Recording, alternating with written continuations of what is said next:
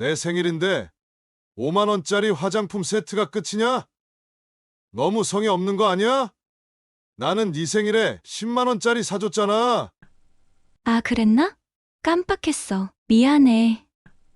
아니, 그럴 수도 있는 거지. 생일 선물 가지고 뭘 그런 걸 다 따지고 있어? 뭐야?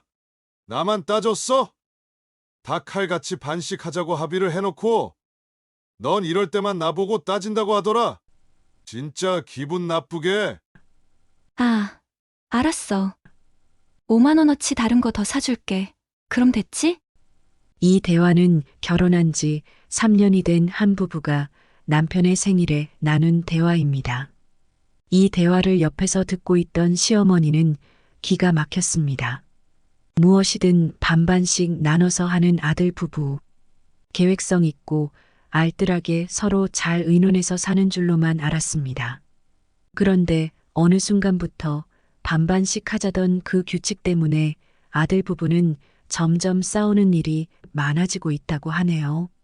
대체 무슨 일일까요? 안녕하세요. 사연으로 마음을 읽는 채널 마음의 라디오에 오신 것을 환영합니다.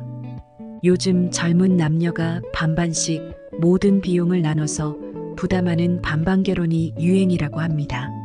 서로 똑같이 모든 비용을 반씩 부담을 하니 공평하고 돈 문제로 누가 더 썼네 만에 신경 쓸 일이 없으니 합리적이기 때문에 젊은 사람들이 많이 선호하는 방식이라고 하네요. 그러나 이 반반 결혼이 꼭 좋은 점만 있는 게 아니라고 합니다.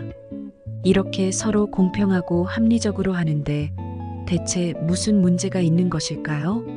오늘은 결혼을 한 아들 내외가 모든 비용을 반씩 부담하면서 오히려 결혼 생활이 지옥으로 바뀌고 있는 것 같다는 한 어머니의 사연을 소개합니다. 사연을 끝까지 들어보시고 대체 무엇이 문제인지 어떻게 하는 것이 좋을지 의견을 댓글로 남겨주세요. 지혜가 모이면 누군가의 인생을 바꿀 수 있을지도 모르니까요. 그럼 지금 그 사연을 소개합니다. 구독과 좋아요는 큰 힘이 됩니다. 안녕하세요. 제가 요즘 큰 고민이 있습니다. 결혼을 해서 아기도 하나 있는 아들 내외일입니다. 얘네들이 연애를 할 때부터 모든 비용을 다 반씩 나눠서 썼었거든요. 저는 처음에 그런 이야기를 듣고서 참 요즘 젊은이들답게 똑똑하고 합리적이구나 그런 생각을 했어요. 무슨 데이트 통장이라는 걸 만들어서 거기다 매달 데이트 비용을 같이 저축을 하더라고요. 그래서 데이트할 때 거기서 돈을 쓰니까 서로 눈치 볼 일도 없고 누가 부담을 가질 일도 없겠더라고요. 저는 그렇게 하는 아들 커플이 참 기특하고 대견했습니다. 어쩜 저렇게 연애도 계획성 있게 할까? 돈을 허투루 쓰진 않겠구나. 그런 생각을 했지요. 그렇게 몇 년 연애를 하고 서로 잘 맞았는지 결혼을 하기로 한 거죠. 결혼할 때에도 똑같이 모든 비용을 반씩 나눠서 했습니다. 결혼 비용, 신혼집 마련도 다 똑같이 반씩 했거든요. 여기까지는 참 좋았어요. 서로 누가 뭘 더 했네, 못 했네 하면서 사실 결혼할 때 양가끼리 기싸움을 하거나 감정 상하는 일이 좀 많나요? 저도 주변에서 자식 시집 장가 보낼 때마다 그런 일들을 주변에서 겪는 걸 무수히 봐왔어요. 그런데 우리 아들 커플은 너무 깔끔한 거예요. 서로 딱 의논해서 반씩하니까 대체 싸울 일이 전혀 없는 거죠. 너무 좋았어요. 참 요즘 애들은 다르구나. 세련되고 깔끔하고 둘 다 능력도 있으니 이렇게도 결혼을 하네. 전 너무 기특하고 마냥 좋기만 했거든요. 그런데 얘네들이 삐끄덕 거리기 시작을 한 것이 오히려 결혼을 하고 난 후에요. 알고 보니까 혼인 신고도 안 했더라고요. 나중에 문제가 될 수도 있으니까 살아보고 결정을 한다나요? 거기서부터 제가 좀 이상하다는 생각이 들었어요. 아니, 그런 결심도 없이 무슨 결혼을 하냐고요. 그렇게 의심스럽고 못 믿어오면 차라리 결혼을 미루던가 안 하면 되지. 양가 일가 친척 다 불러서 결혼식을 해놓고서 살아보고 혼인신고를 한다는 게 제 상식으로는 이해가 안 가는 거예요. 그런데 기어코 혼인신고를 둘 다 안 하겠다는 거예요. 지들이 그렇게 결정을 했다는데 제가 더 뭐라고 할 수도 없잖아요. 그래서 어쩔 수 없이 그냥 지켜볼 수밖에요. 그런데 애까지 생겨서 이제 정말 진짜 가족이 되었구나. 알콩달콩 애 키우면서 잘 살겠거니 했는데 여전히 아직까지도 혼인 신고를 안 하고 있어요. 이제는 서로 확신이 없다나요? 제가 정말 너무 기가 막힙니다. 아이가 태어났는데도 혼인 신고를 하지 않고 있는 아들 내외. 대체 무슨 이유로 혼인 신고까지 미루고 있는 걸까요? 어머니는 부부간에 무슨 문제라도 있나 싶어 타들어간다고만 합니다. 저와 아내는 소개팅으로 만났어요. 서로 생각이 잘 맞고 가치관도 일치해서 처음에는 말이 잘 통한다고 느꼈습니다. 가장 제가 아내가 마음에 들었던 건 경제관이었어요. 저는 평소 돈을 계획성 없이 쓰거나 남자라고 해서 여자한테 퍼주듯이 쓰는 걸 좀 싫어했거든요. 그런데 아내가 처음 만났을 때부터 자기도 그렇게 생각을 한다고 하더라고요. 그래서 너무 마음에 들었습니다. 돈을 닥치는 대로 막 쓰고 즐기는 것보다는 아끼고 계획성 있게 쓰는 걸 둘 다 선호한다는 점에서 정말 좋았죠.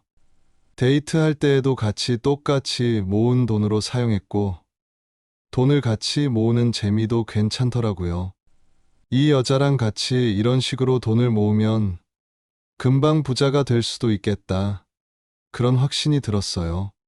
그게 제가 아내와 결혼을 결심하게 되었던 이유입니다. 어머니는 자꾸 혼인 신고를 말씀하시는데 사실 혼인 신고가 뭐가 그리 중요한가 싶습니다. 그건 그냥 서류 절차일 뿐이잖아요. 혹시라도 나중에 갈라서게 되면 그때 걸치적거리는 귀찮은 문제가 될 수도 있는데 왜 자꾸 그런 걸 하라고 하시는지 모르겠습니다. 지금 잘 살고 있고 아무런 불편한 점이 없는데 말이에요. 오히려 혼인 신고를 하면 나중에 더 번거롭고 귀찮아질 수도 있는 거잖아요. 그리고 솔직히 아내와 다투게 되거나 말이 안 통한다고 느껴질 때면 저는 혼인 신고를 안 하길 잘했다는 생각이 더 많이 들기도 합니다. 지금은 그래도 그럭저럭 같이 맞추면서 살고 있지만 언제 서로 마음이 바뀔지 모르는 거니까요. 좋을 때도 있지만 솔직히 싫을 때도 있잖아요. 같이 살다 보면. 그러니 저는 앞으로도 혼인 신고를 해야겠다는 생각이 아직은 없습니다.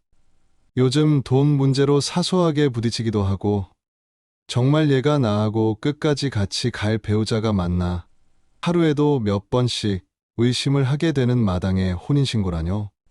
큰일 날 소리죠. 아들은 아내와 아직도 혼인 신고를 할 생각이 없었습니다. 오히려 결혼 생활에 대한 의구심과 불안이 더 큰 상태인 것 같았습니다. 혼인 신고를 했다가 이혼을 하게 될까봐 그걸 더 염려하는 듯한 아들의 속마음이었습니다. 그럼 며느리인 아내는 어떤 생각을 갖고 있을까요? 저도 남편하고 같은 생각이에요.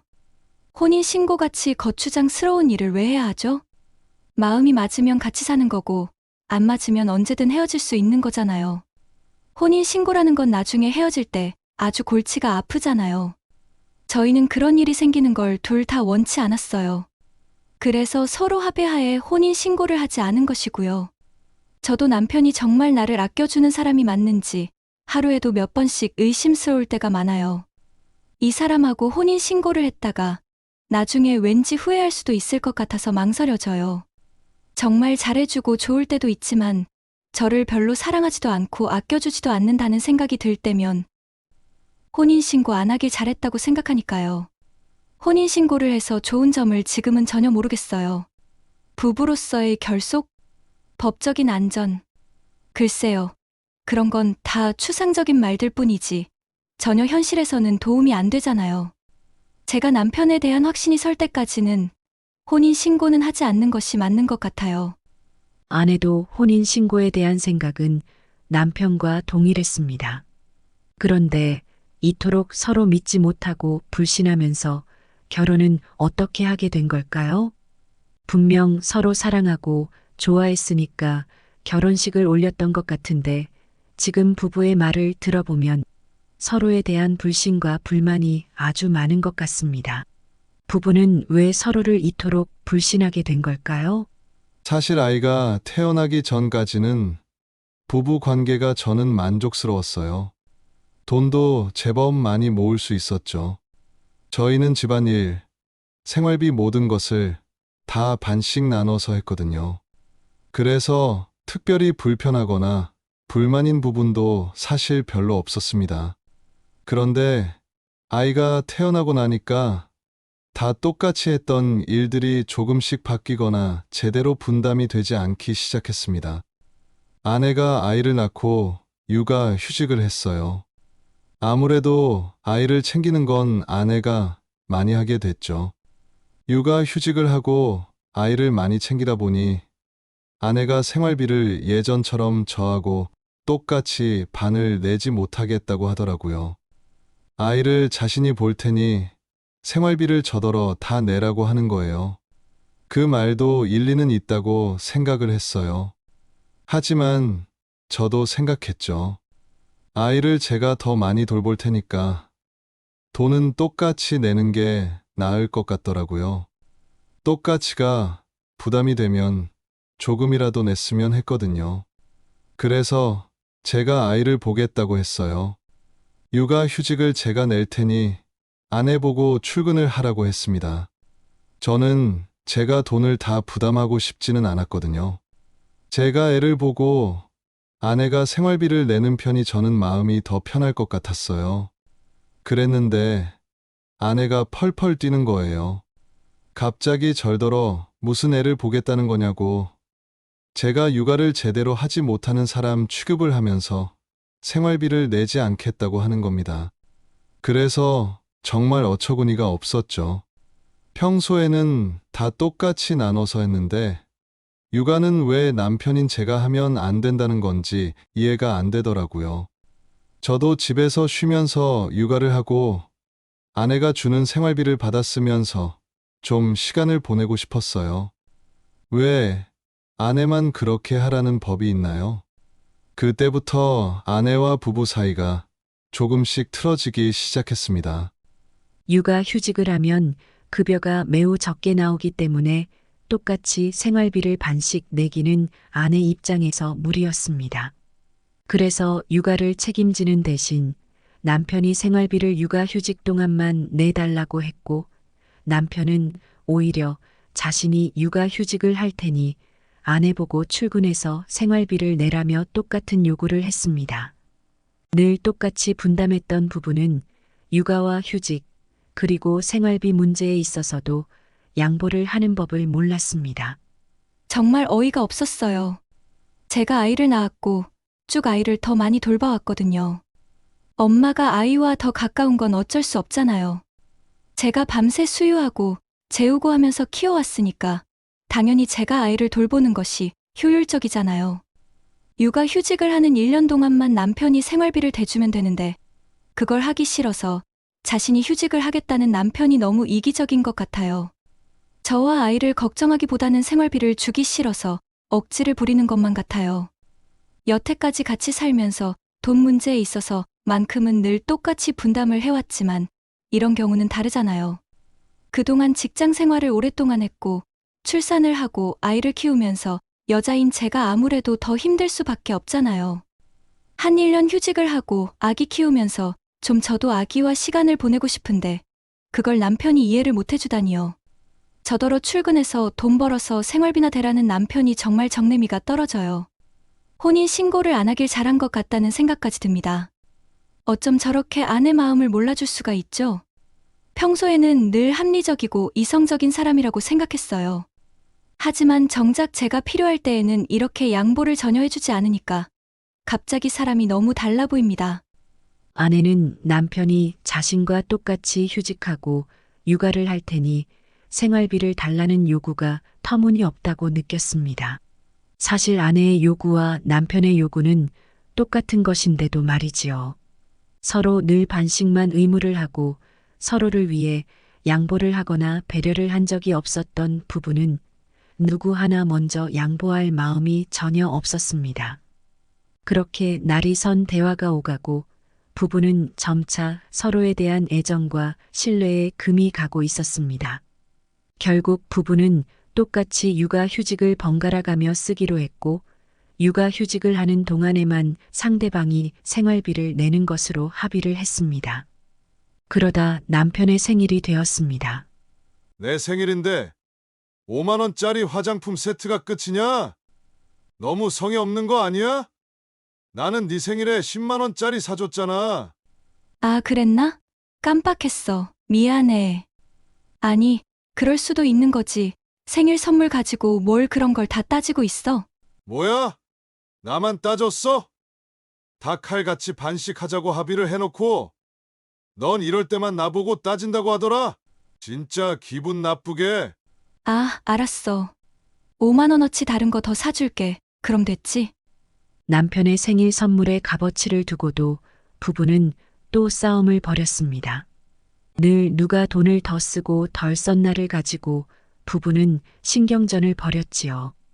기분이 좋아야 할 생일에도 그런 신경전이 예외가 될 수는 없었습니다. 연애를 시작했을 때부터 모든 것을 반식해온 부부에게 누가 돈을 더 쓴다는 일은 규칙 위반이었기 때문입니다. 생일뿐이 아니었습니다. 이번 명절에는 나 몸이 좋지 않아서 집에서 쉬면 안 될까? 애 데리고 아까 나갔다 왔더니 몸이 으실으실하고 감기 기운도 있는 것 같아. 명절을 며칠 앞둔 날 아내가 말했습니다. 남편은 도끼 눈을 하고 아내를 노려봤습니다. 그걸 지금 말이라고 해? 나는 처가에 아무 말 안 하고 다녀왔잖아. 그때 나도 야근 많이 했고 몸도 진짜 피곤했어. 그때 네가 뭐라고 했어? 양가에 똑같이 해야 하니까. 그래도 무조건 가야 한다며?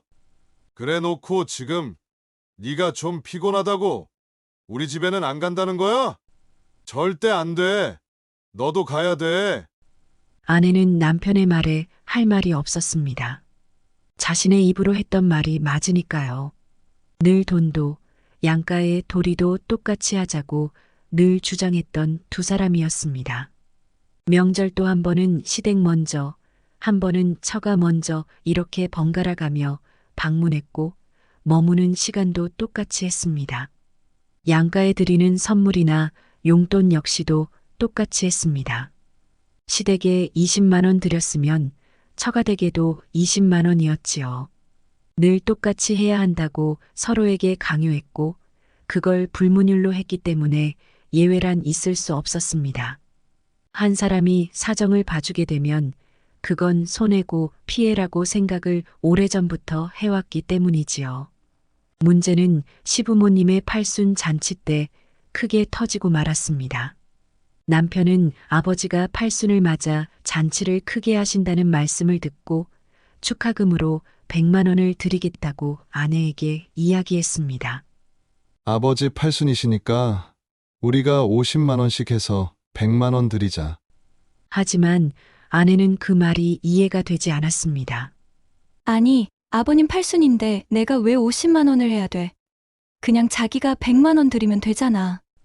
그 말에 남편은 기분이 크게 상했습니다. 뭐야? 아니, 그럼 장인, 장모님 팔순 때에는 그때도 같이 나눠서 하면 되잖아. 너는 꼭 이런 식으로 태클을 걸어야 직성이 풀리니? 아내는 계속 주장했습니다. 아니, 우리 엄마, 아빠 팔순 땐 내가 알아서 하면 되고, 자기네 부모님 팔순은 그냥 자기가 챙기면 편하잖아. 우리 엄마 아빠 팔순 잔치할지 안 할지도 아직 몰라. 그러니까 그냥 각자 알아서 하는 게 상식적이지 않겠어?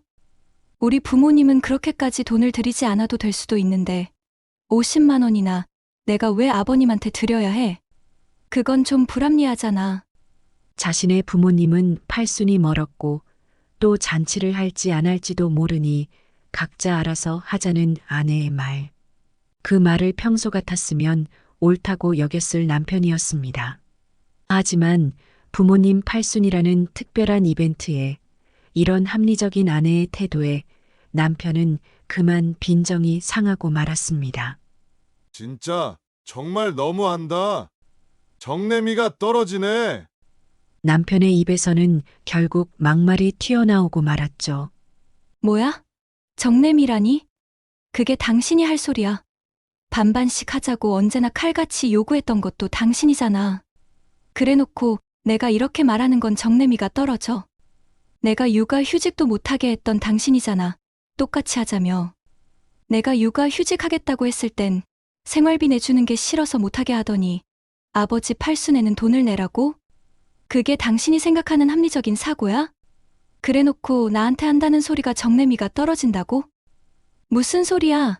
나야말로 당신의 이중적인 태도에 정내미가 떨어져.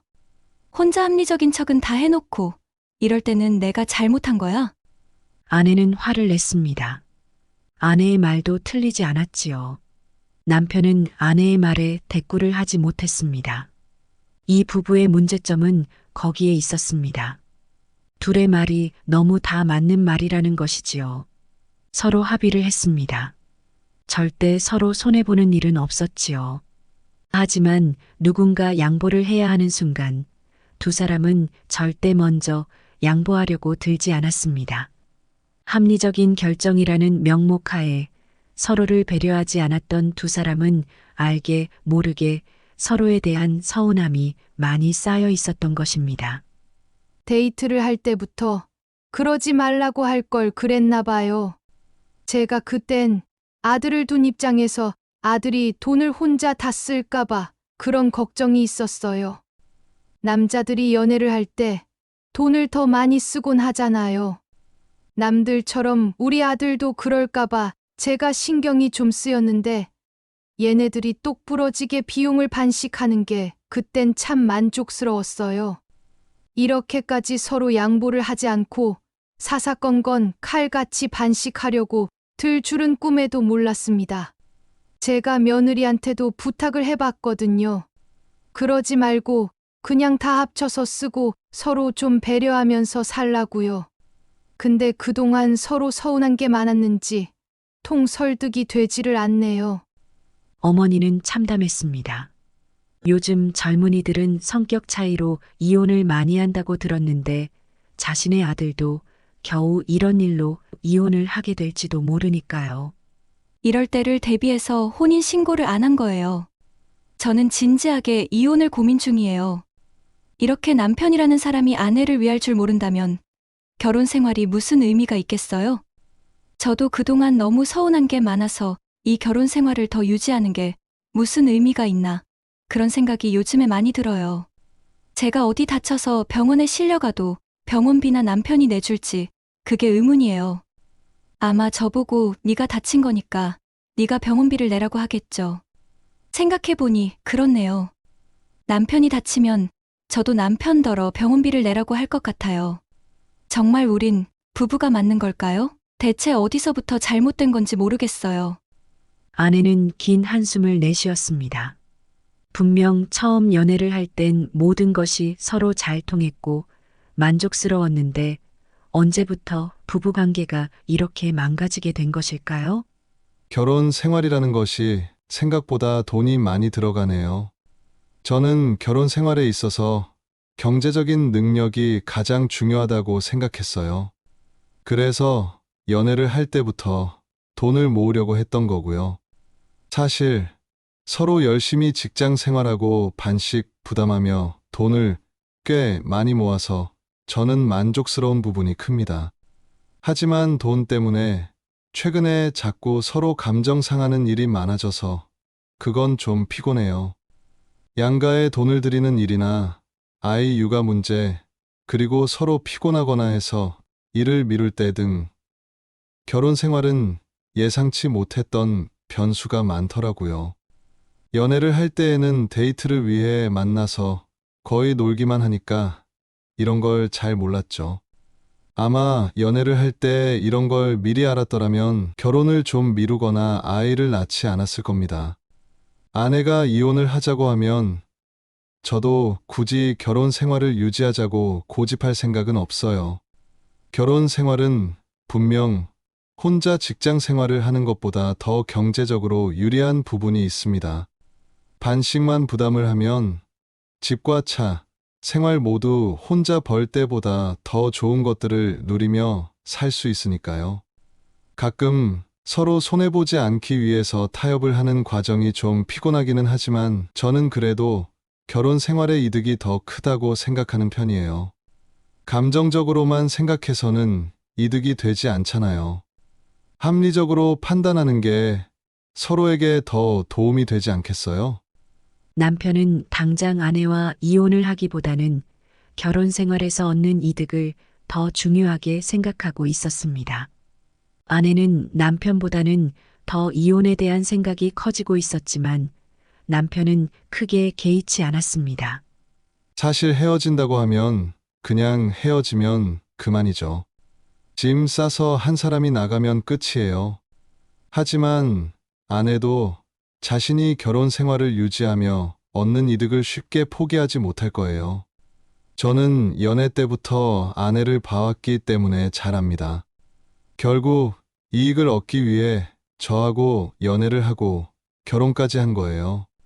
그러니 좀 불편하고 마음에 들지 않아도 결혼 생활을 유지하며 얻는 경제적인 혜택이 더 크다는 걸 아는 사람이 쉽게 따로 나가 살자는 말을 하기는 쉽지 않을 겁니다. 갈라서면 모든 것들이 다 절반으로 줄어들잖아요. 집도, 차도, 그리고 아이를 보는 시간도요. 그걸 그 사람이 받아들일 수 있을까요? 아마 쉽지 않을 겁니다. 만약 꼭 그렇게 하겠다고 하면 저도 받아들여야겠죠. 하지만 합리적인 결정은 아니라고 봐요. 같이 사는 게 더 이익이잖아요. 철저히 결혼 생활을 계산하는 남편이었습니다. 아내는 그런 남편에게 애정이 식은 지 오래였지만 사실 남편의 말은 꽤 정확했습니다. 그 사람한테 정이 너무 떨어졌지만 사실 제가 포기해야 하는 게 많이 아쉬워요. 헤어지면 결국 저는 절반을 포기하고 나가야 하는데 그럼 삶의 질이 지금보다 훨씬 낮아지겠죠. 그게 맞는 걸까? 그걸 포기하는 게 힘들어요. 처음부터 경제적인 부분에 대해 서로 입장이 같았기 때문에 이 사람과 결혼하기로 결심했던 것이니까요. 결혼 생활에 있어 이렇게 서로 애정이 없어도 되는 건가 싶어서 헤어지고 싶다가도 사실 애정이 별건가 또 그런 생각도 들어요. 아무리 사랑해도 돈이 없으면 그걸로 또 다투다가 헤어지는 커플도 많잖아요. 그래도 우리는 그런 문제는 아니니까요. 결국 부부는 이런 식으로 사소한 다툼을 벌이고 서로 치열하게 따지며 타협을 보면서 결혼 생활을 유지하고 있습니다. 어머니는 아들 내외의 이런 방식에 혀를 내두를 뿐이었지요. 정말 제 자식이지만 어쩌다 이런 놈이 나왔나 싶습니다. 제 아들이 이런 식으로 결혼 생활을 유지할 줄은 꿈에도 상상도 해보지 못했어요. 부부가 서로 살림을 합치고 어려울 때 양보하고 도와야지. 무슨 남남처럼 매사 칼같이 계산을 해서 절대 손해를 보지 않으려는 게 부부인가요? 그러면서 또 같이 용케 사는 게 신기합니다. 애까지 낳아 키우면서 혼인 신고도 안 하고 있고 정말 요즘 젊은 사람들 생각을 제가 알다가도 모르겠습니다. 그런데 우리 아들 부부만 이러는 게 아니라고 하더라고요. 요새 이런 젊은 애들이 많답디다.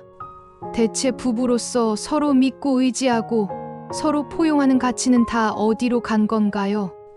요즘 애들은 결혼을 무슨 개원 모집하듯이 하는 건가요? 저는 정말 제 자식이지만 이해가 안 갑니다. 하나 있는 손녀딸 보기에도 민망하다는 어머니. 어머니는 손녀딸이 학교에 가기 전에 꼭 혼인 신고를 하는 것만을 바라신다고 합니다.